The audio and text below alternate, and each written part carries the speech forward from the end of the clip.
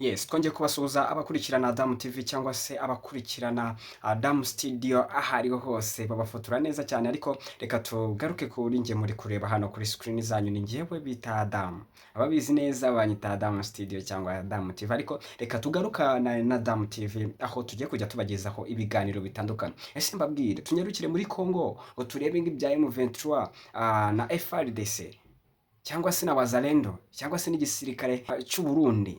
Tugarukire se kubiri kubirera muri Binembwe cyangwa twigira igota amasimbi tuve mu karere k'ibiyaga bigari twiyambukira amazi se. Ese turebe ibiri kugenda bicicikana aho Papa Leo wa 14 herwambikanye ku magambo akomeye cyane ya politike n'uwo bita Donald Trump.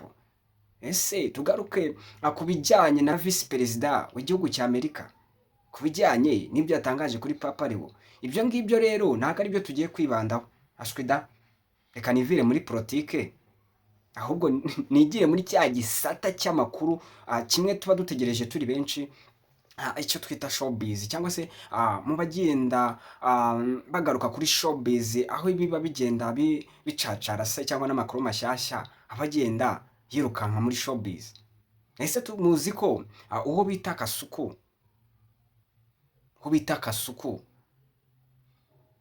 bimukomereye aha atuye muri Arizona cyangwa muri Leta Zunze Ubumwe za Amerika. Ese muzi ibyamubayeho? Wowe utarabimenya banza ukandi subscribe na like na comment, tujye tubana buri munsi dushyigikire ubundi bigende neza.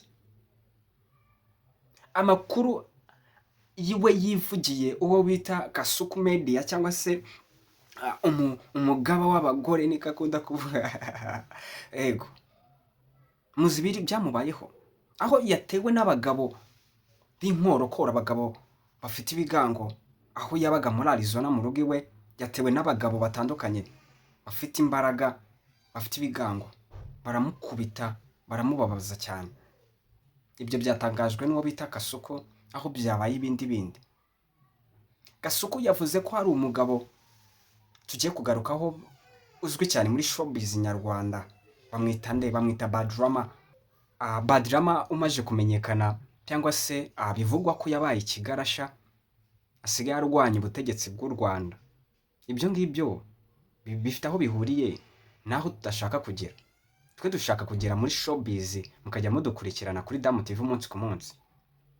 Kasuku we yatangaje ko uwabyigambye kumutera iwe mu rugo akohereza abandi bagabo kumwica cyangwa kumugirira nabi, abenshi bavuze ngo bagenzwaga no kumutobora inda. Ibyo ngibyo ni iby'amakuru twakuye kubakurikirana showbiz, ariko ntabwo ari byo tugiye kugenderaho by'inda, ahubwo tugiye kugendera ngo ese koko byaba ari byo Badrama we yaba yabyigambye. Reka dukomeze n'izindi nkuru, ariko making sure yuko wafowinze cyangwa kanze subscribe kuri Damu TV, tujye tubana umunsi ku munsi.